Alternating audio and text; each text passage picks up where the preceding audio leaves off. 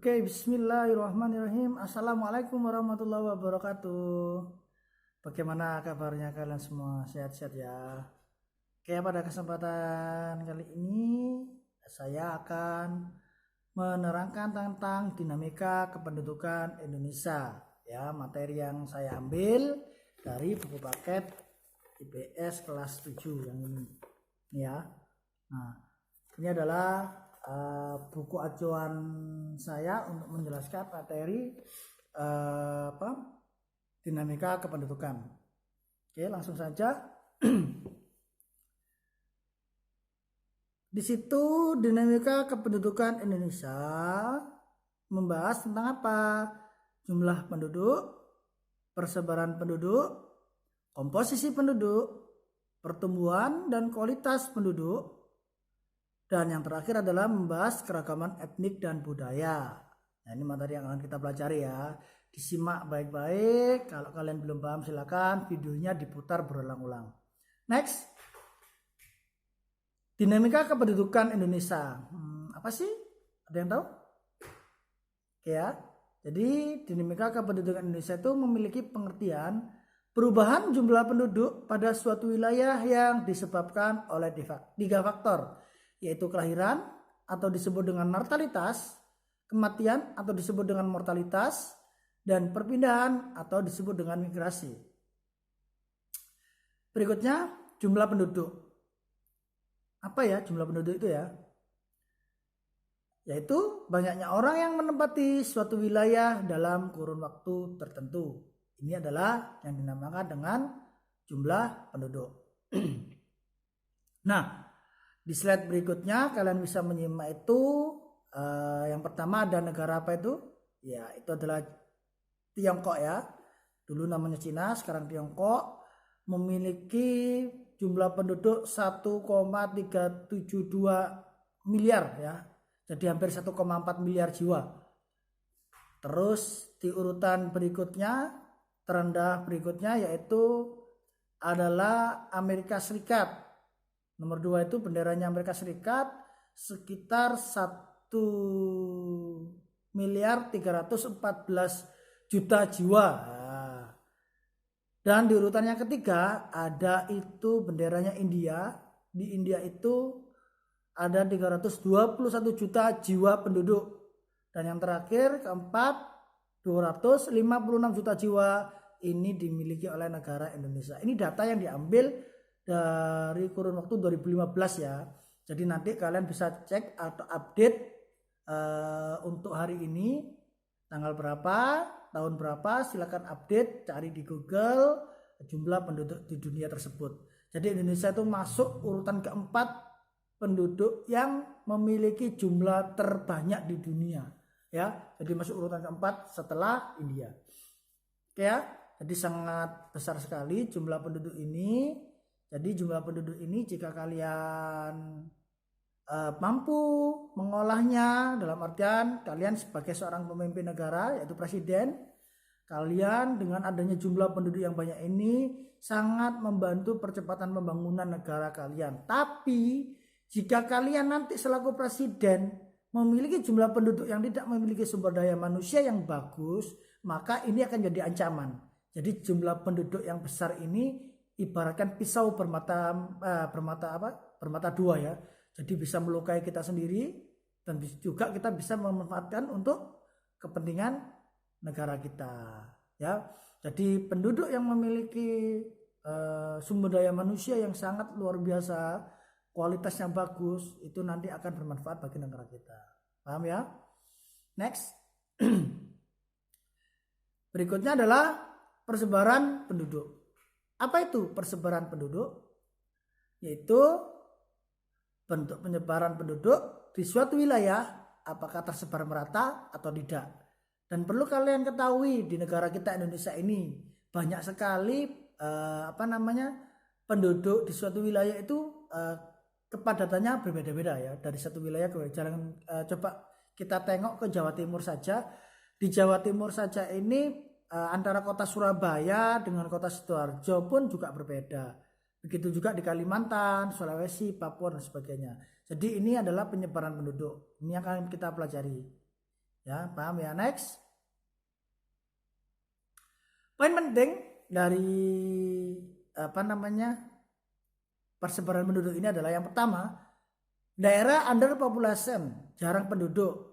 Contohnya Papua dan Kalimantan. Ini adalah daerah yang kekurangan penduduk. Ya, jadi jarang penduduknya. Jadi ini wajib kita lakukan persebaran penduduk. Ketika kalian nanti menjadi seorang pemimpin, silakan kalian data up to date daerah mana yang persebaran penduduknya kurang merata. Di situ pastinya nanti ya underpopulation itu sama dengan pembangunan tidak merata. Sehingga apa?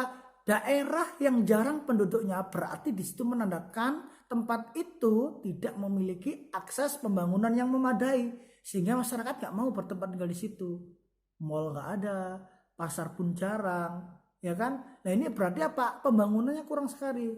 Jalan tol juga gak ada. Nah ini yang dinamakan apa?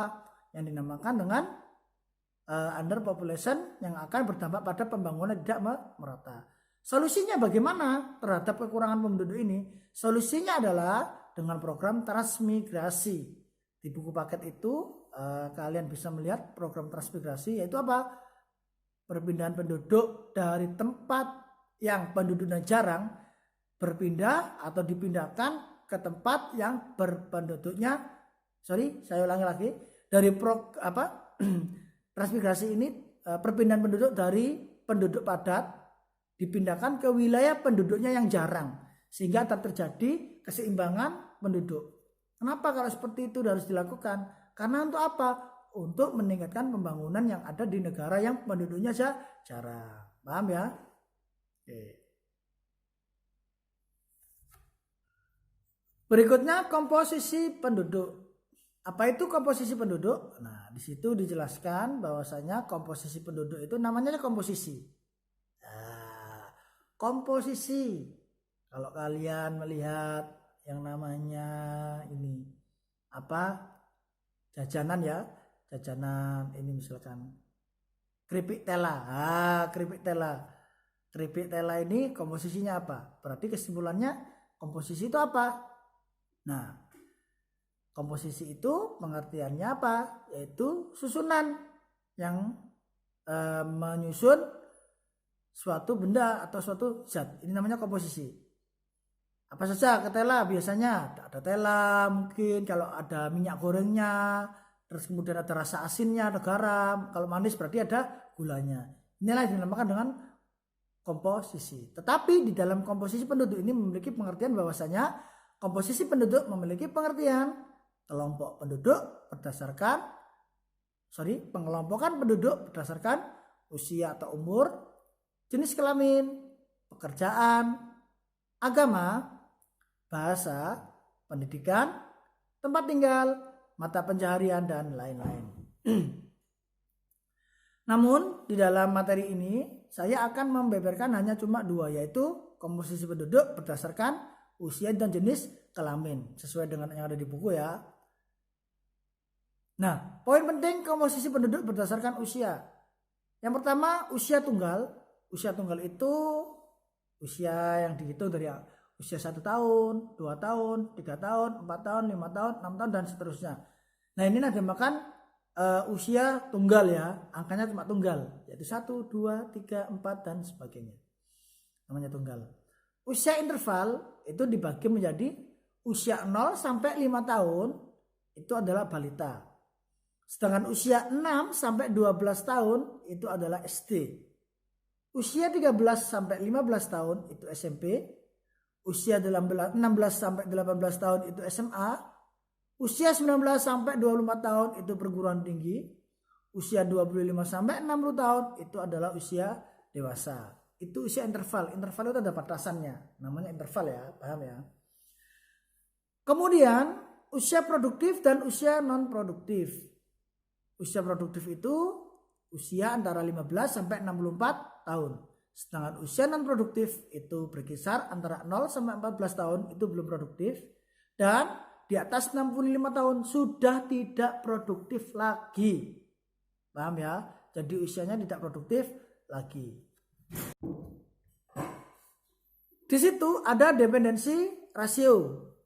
di mana dependensi rasio itu adalah angka ketergantungan yang digunakan untuk memperkirakan beban tiap penduduk non-produktif untuk menopang kebutuhan hidupnya.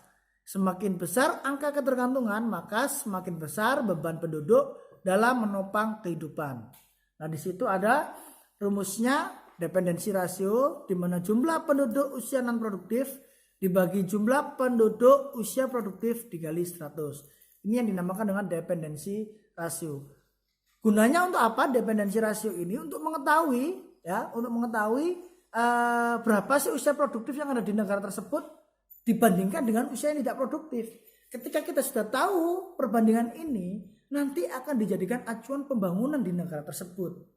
Oh, ternyata yang produktif 5, yang nggak produktif 10. Lah ini bahaya. Berarti bagaimana caranya yang 10 yang tidak produktif ini kita gunakan untuk yang produktif. Paham ya? Next, kemudian komposisi penduduk berdasarkan jenis kelamin. Poin pentingnya adalah perbandingan jenis kelamin itu sama dengan sex ratio. Jadi sex ratio itu adalah apa? Perbandingan jenis kelamin antara laki-laki dan perempuan. Kalau banci tidak dihitung di sini ya. Banci ada 2, banci ke laki-laki atau banci ke perempuan. Kemudian digunakan untuk memperkirakan pemberdayaan manusia. Jadi pemberdayaan manusia ini ketika kalian mengetahui perbandingan antara laki-laki dan perempuan berapa di suatu wilayah, nanti di situ bisa dijadikan acuan untuk memperkirakan pemberdayaan manusia. Berikutnya ada sex ratio, di mana sex ratio ini adalah jumlah penduduk laki-laki dibagi jumlah penduduk perempuan dikali 100. Ini adalah sex ratio.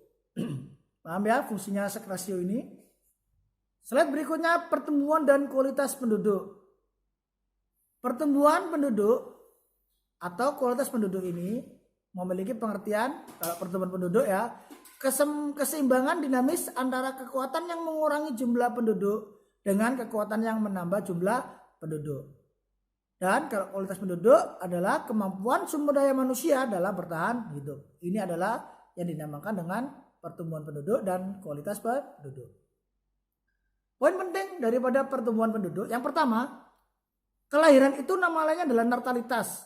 Dan kelahiran ini nanti sifatnya menambah jumlah penduduk. Kematian atau disebut dengan mortalitas itu sifatnya mengurangi penduduk. Sedangkan perpindahan penduduk itu disebut dengan migrasi. Perpindahan penduduk sendiri atau migrasi itu bisa menambah jumlah penduduk, dan penambahan jumlah penduduk akibat migrasi ini disebut migrasi masuk. Atau migrasi masuk ini punya istilah sendiri yaitu imigrasi. Paham ya? Jadi imigrasi adalah mengakibatkan jumlah penduduknya bertambah. Sebaliknya, penduduknya akan berkurang ini jika ada migrasi keluar. Migrasi keluar ini disebut dengan emigrasi. Paham? Nah, kemudian faktor alami dari pertumbuhan penduduk ini adalah 1 ada natalitas dan 2 mortalitas. Natalitas dan mortalitas ini disebut dengan faktor alami. Sedangkan faktor non alami ini disebut dengan migrasi. Paham? Nah, berikutnya di situ ada keragaman etnik dan budaya. Keragaman etnik dan budaya itu memiliki pengertian banyaknya ragam etnik itu suku bangsa ya, dan budaya yang ada di Indonesia. Keragaman etnik dan budaya ini akan membahas 3, yaitu rumah adat, pakaian adat, tarian adat. Sedangkan masih ada lagi bahasa adat, lagu daerah, dan masih banyak lagi ciri-ciri khas yang ada di daerah-daerah terutama yang ada di pedalaman-pedalaman di Indonesia ya. Nah, kita bahas satu-satu. Rumah adat di situ ada NAD, Nangro Aceh Darussalam. Itu rumah adatnya disebut Krong Bade. Itu gambarnya ya. Kemudian di bawahnya itu ada Jogja. Jogja itu rumah adatnya dinamakan Joglo. Itu wujudnya Joglo. Dan di Nusa Tenggara Timur atau NTT itu ada Musaliki. Itu wujudnya Musaliki rumah adatnya. Dan kemudian bawahnya lagi ada Papua. Namanya Honai rumah adatnya. Jadi silakan kalian kembangkan sendiri. Dari Aceh sampai Papua. Cari di Google searching. Sebagai pengembangan materi yang saya terangkan ini. supaya wawasan kalian juga bertambah banyak. Paham ya? Lanjut. Ada pakaian adat. Pakaian adat yang pertama ini adalah NAD, yaitu namanya Linto Baro dan Daro Baro. Ini adalah pakaian adat daripada Nangro Aceh Darussalam. Pakaian adat Jogja disebut baju agung. Baju agung ini adalah pakaian adat kota Jogja. Kemudian NTT itu ada Ti'i Langga. Ti'i Langga ini adalah pakaian adat Nusa Tenggara Timur. Untuk Papua sendiri punya baju namanya, bukan baju ageng ya, tapi baju apa? Koteka. Jadi di Papua itu punya koteka. Paham? Oke. Terakhir, tarian adat. Tarian adat Nangro Aceh Darussalam itu disebut tari Seudati. Kemudian di Jogja itu terkenal dengan tari Serimpi. Di Nusa Tenggara Timur itu dikenal dengan tari Bolelebo. Dan kemudian di tanah Papua ada namanya tari Sajojo. Nah, perhatikan untuk adat ini sangat banyak ya, ratusan bahkan ribuan adat yang bisa kalian bisa kalian searching di Google sehingga nanti menambah wawasan kalian. Ini hanya 4 saja yang saya sebutkan. Oke? Selanjutnya selamat belajar, tetap dijaga semangatnya dan jangan pernah putus asa. Sampai jumpa. Assalamualaikum warahmatullahi wabarakatuh.